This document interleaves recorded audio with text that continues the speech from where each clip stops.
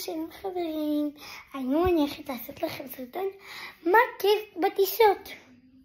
בלי שאתם זוכרים שאמרתי לכם שזה לא נעים, אבל יש משהו כיף בטיסות, שבעצם אתה מביאים לך אוכל בלי להכין, גם זה אוכל טעים, מביאים לך שוקולד, מביאים לך יוגורט עם גרנולה, וגם המטוס, זה כיף כאילו לראות את החלון שאנחנו למעלה, זה כיף לראות את הנוף.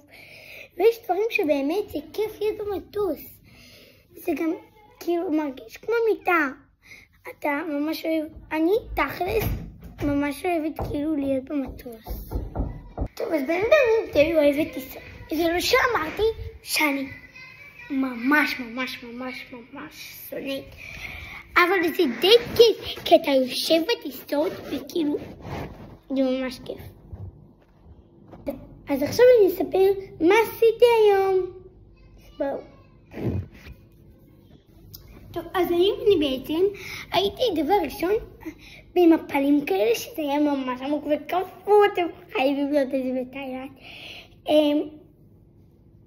אז הייתי בזה במפלים, ואחרי זה, אחרי המפלים, נתנו לקפיברה, איזה חיה כזאת, זה כל מיני, במיוחד שתי חיות שמאכילים אותם, וזה ממש מאוד, הם מעטפים אותם וכזה, והם אוכלים, אנחנו אוכלים אותם, זה אבטיח ותירס,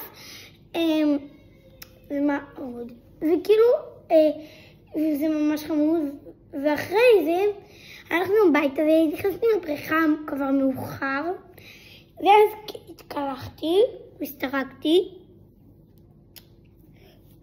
כן, וזהו, אין יותר מה לספר. אז ביוש.